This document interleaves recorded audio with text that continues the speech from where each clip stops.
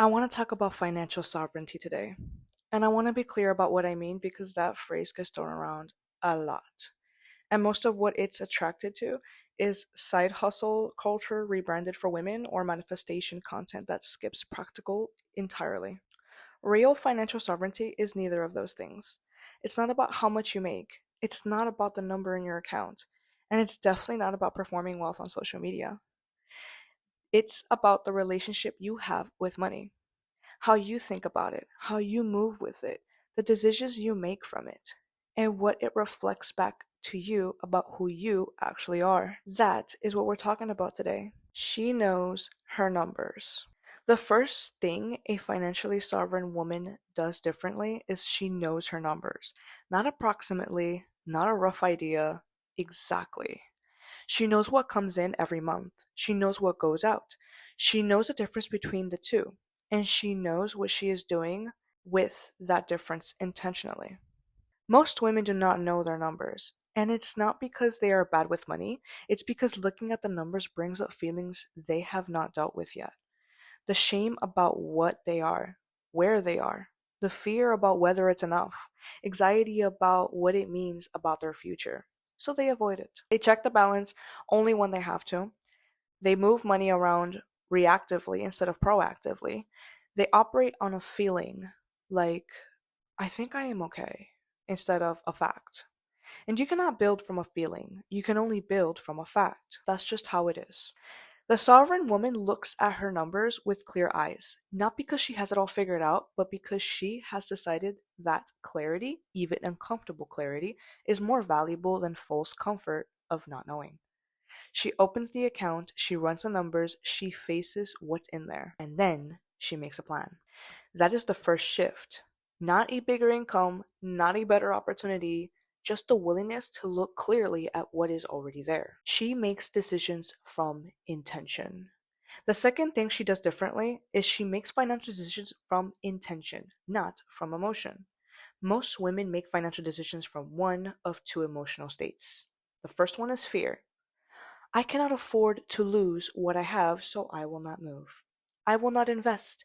I will not take the risk. I will stay exactly where I am because staying feels safer than losing. And fear disguises itself very well. It sounds like being responsible. It sounds like being careful. But underneath the language of caution is a woman who is not building. She is protecting. And what you cannot protect your way to and you cannot protect your way into a future, you have to build it.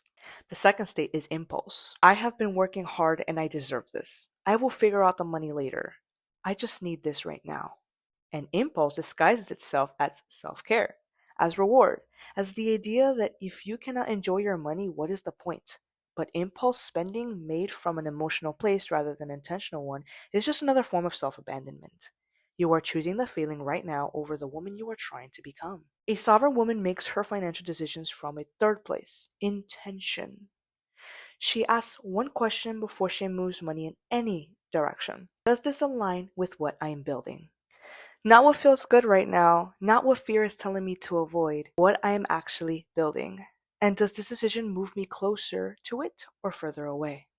That question changes everything because it takes a decision out of the emotional moment and puts it into context of a larger vision. It means she is willing to say no to things that feel good but do not align, and yes to things that feel uncomfortable but that do.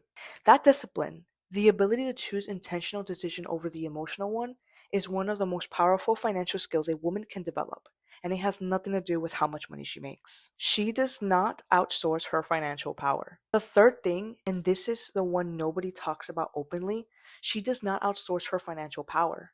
Not to her partner, not to a parent, not to an employer she has never once negotiated with, not to the passive hope that something is going to come along and make the numbers work out. She is the one who makes the numbers work. I want to be very clear about what I mean here because I'm not talking about partnership. Having a partner who contributes financially is not the problem. Building a life with someone where both people bring in something is not the problem. The problem is when a woman does not know what her financial reality is because she has handed that responsibility to someone else. When she does not know how much is in the account because he handles it. When she has never negotiated her salary because she is grateful for having the job.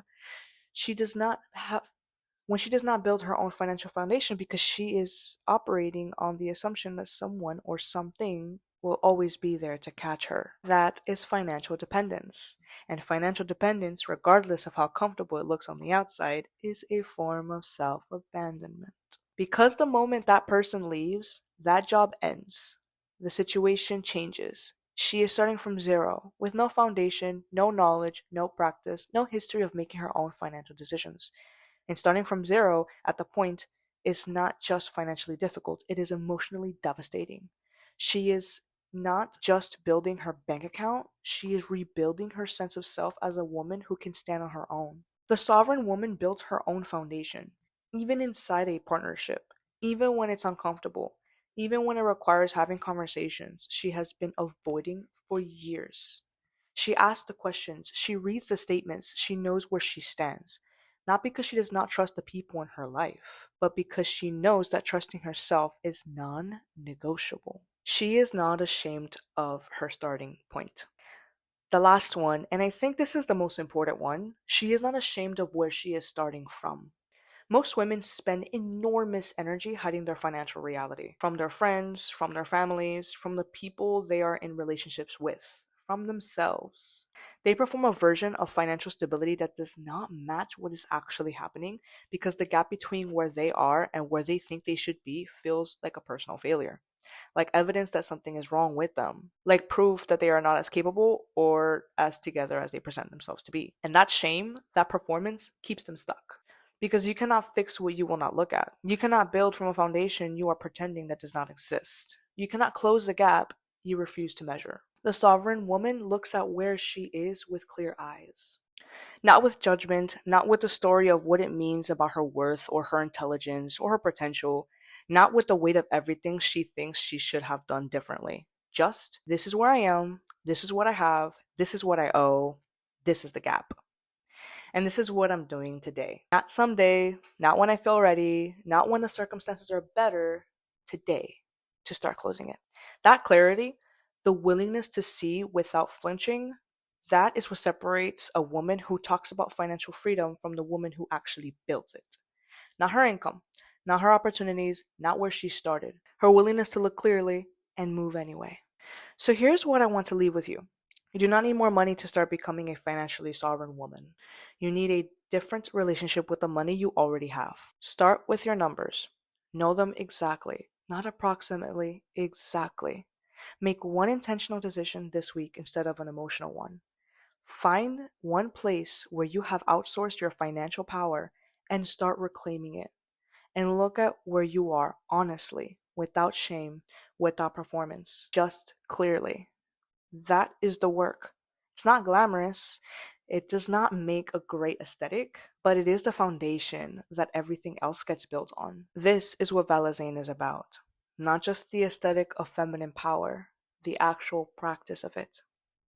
I will see you in the next one, and I'm glad that you made it through this video. I hope this helped and resonated with you. Bye, loves.